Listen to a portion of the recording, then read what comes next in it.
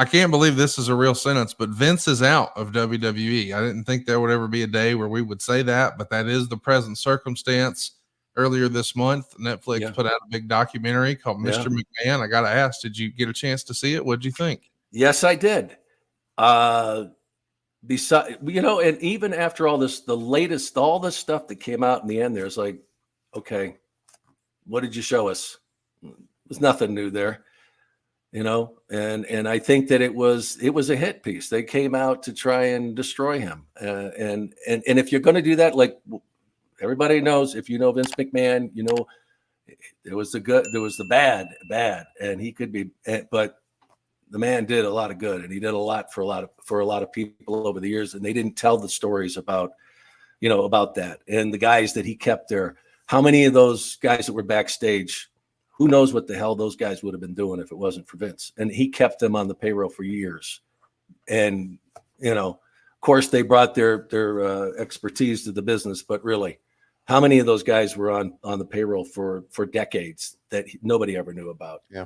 So, yeah, I was not impressed. I think, that there's been a lot of other shows that have been done much better. And that one, I was like, that was supposed to be the big shock. That's why, there was rumors that he was going to go and, after each one, he was going to defend himself. And it was like, no need. There was after the last one came out with the stuff on the head and stuff like that, you're like, okay, what else are you going to tell me that, and they didn't. So what are your guys' thoughts? What do you guys think of it?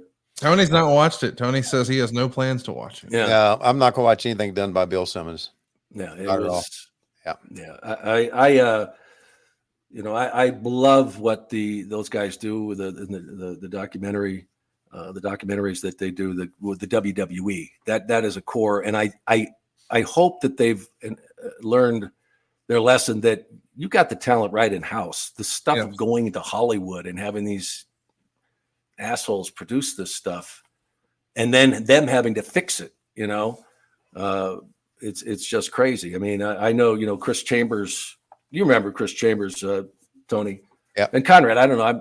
Have you ever met him? I have, yes, sir. Yeah, and Chris was a creative, such a huge creative part of that whole business with them, and the successes that they had. Even he was there when I came in, but they do these things, spend millions of dollars, and then he would fix it. These guys they'd come back, and then they'd end up having to fix it. And you're like, why did you do that? Like, these guys, they're right here. So I don't know. There's always been that fascination. There was always that fascination with Hollywood, and that's something Vince always, I felt it was going to make him legitimate, all the way from No Holds Barred. Remember that classic? Yes, I do. Yes, I do. They killed the man. Were you there when we went to the premiere? Yeah, we had to go to the premiere. I did the interview with Kurt. What's his name? Kurt Fuller. Yeah. Yeah. When he walked out in complete character, Oh, here he is, Mr. So-and-so. I did the interview as he walked out. Yeah. Yeah. And I remember Randy was there, and he had like the full yellow spandex. And so he's a nice canary suit. Yeah. Macho. Oh, wow. Mr. Mooney, we can't thank you enough for all the time. I know that you've got to get to another broadcast, but man, this was so awesome to catch up. How can our listeners keep up with what's going on with you these days?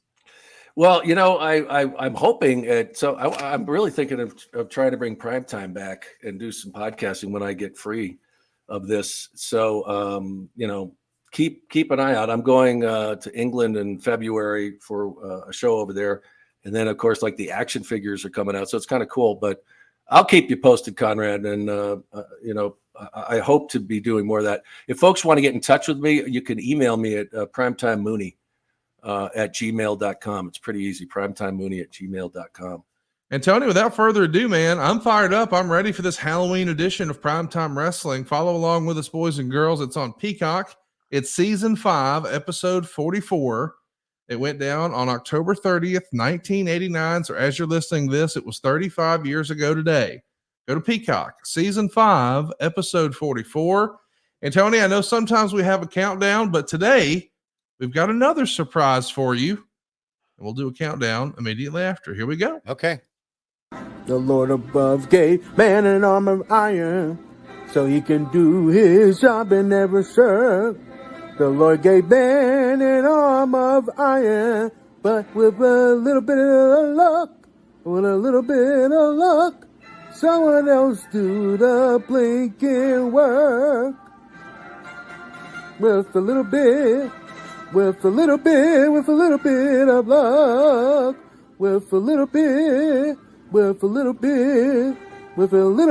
of luck, you'll never work. And here we go. And 3. Wait a minute. I gotta count down.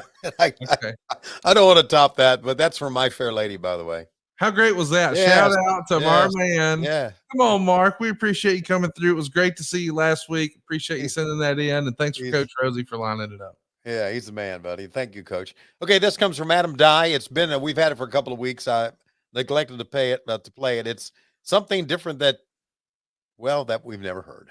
Okay, here we go. So I wanted to pay a little tribute to Tony. Before he was the voice of our childhood, he grew up poor there in Craigsville, West Virginia. So I rewrote a verse of a song, kind of a parody to Loretta Lynn. The only problem is I couldn't find a professional singer or anybody that could play an instrument to participate in this. So I figured what I'd do, I'd just take one for the team here. So with a hit of helium, I'm going to pay a little tribute to Tony Schiavone. In the summertime, we didn't have shoes to wear, but in the winter, we always had a brand new pair. From a mail order catalog, money made from sucking a hog. Tony always managed to get the money somewhere. Are you ready? In 3, 2, 1, play. Tony, is that the best countdown we've ever had? It's one of the best. My God, what an episode this is already. This is a force. Yes, it is. I hate to play that after that big mark, but man. I mean, what an incredible countdown that we've just, the blessings are abound this evening. We got to keep this nighttime stuff going. Sean Mooney, Big Mark, and maybe the best countdown we ever had. And now we're watching primetime wrestling. Yeah. I mean, I know it's Halloween, but damn, it feels like Christmas. We probably should do a whole podcast on helium. I'm for it. I'm doing it on gummies right now. Look, there's a bat.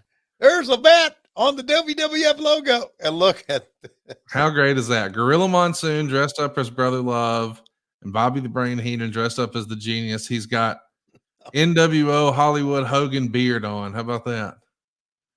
I think it's funny that once again they bring in Roddy Piper as the guest host. They show his picture, but they don't show Bobby Heenan. So there you go.